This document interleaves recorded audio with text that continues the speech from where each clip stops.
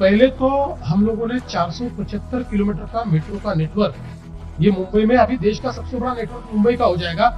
इसमें से 200 किलोमीटर करीब तैयार हो गया है, बचा हुआ अगले 2 साल में हम पूरा डिलीवर कर रहे हैं। और मैं आपको बताना चाहता हूँ कि जो सबसे बड़ी हमारी अंडरग्राउंड मेट्रो की लाइन है 40 किलोमीटर की, उस लाइन का हम लोगों ने ट्रैफिक स्टडी किया। जब लाइन तैयार की थी तब ट्रैफिक स्टडी किया और अब ट्रैफिक स्टडी किया, तो उस एक लाइन से मुंबई में 30% डीकंजेशन हुआ उस लाइन के ऊपर, 30% ट्रैफिक का डीकंजेशन। तो एक और हम लोग मेट्रो का बड़ा काम कर रहे हैं, दूसरी ओर हम इलेक्ट्रिक बसेस के माध्यम से एक फीडर रूट तैयार कर रहे हैं। हमने एक प्रकार से पब्लिक ट्रांसपोर्ट का इंटीग्रेशन किया है। अब मुंबई में मेट्रो, मोनो, हमारी सबअर्बन रेलवे, जो सबअर्बन रेलवे मुंबई की लाइफलाइन रही है, उस सबअर्बन रेलवे के हमने प्लेटफॉर्म ठीक किए।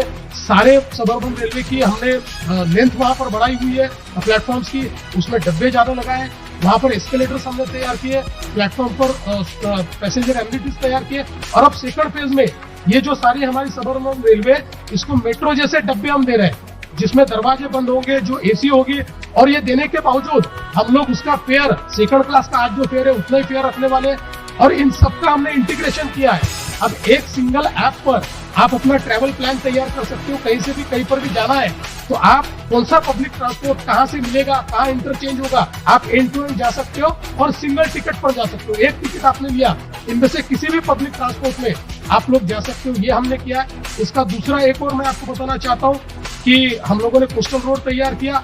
तो आज नरीमन पॉइंट से लेकर वर्ली तक, वर्ली से बांद्रा की सीलिंग थी, अब बांद्रा से वर्सोवा की सीलिंग तैयार हो रही है। उसका भी 70% काम हमने तैयार कर लिया है। वर्सोवा से हम लोग दहीसर तक की सीलिंग का काम हमने चालू कर दिया है। दहीसर से भाईंदर तक का काम हमने चालू कर दिया है, जो 2 साल में, यानी 2027 के एंड तक या 28 तक हम उसको पूरा करेंगे। मुंबई का 80% ट्रैफिक ये वेस्टर्न एक्सप्रेस वे से जाता है।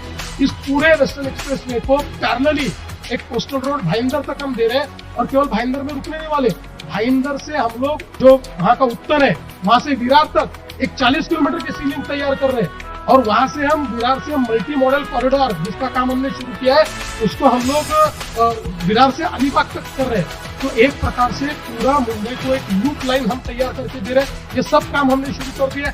इसके बाद हमने टनल्स के काम यहाँ पर चालू किए।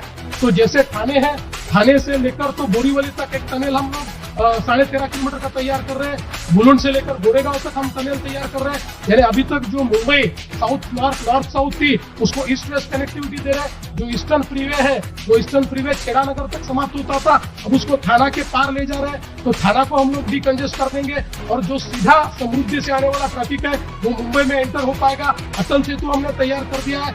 इस अटल सेतु को हम लोग एक टनल के माध्यम से जोड़ना चाहते हैं, जिसको जोड़कर जो हमारा मुंबई का बाहर का जो बदलापुर का एरिया है, उस बदलापुर के एरिया को हम लोग मुंबई से जोड़ेंगे। इसके साथ साथ हम वाटर ट्रांसपोर्ट चालू कर रहे हैं। हमने 21 जगह पर वाटर ट्रांसपोर्ट की जेटीज तैयार करने का काम शुरू कर दिया है। अभी हम लोग 85 नॉटिकल माइल्स का वाटर ट्रांसपोर्ट तैयार कर चुके हैं।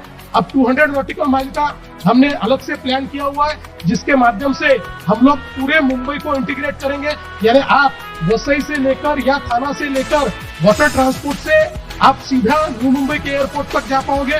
न्यू मुंबई के एयरपोर्ट से आप सीधा वाटर ट्रांसपोर्ट के माध्यम से नरीमन पॉइंट आ पाओगे, यानी गेटवे ऑफ इंडिया आ पाओगे।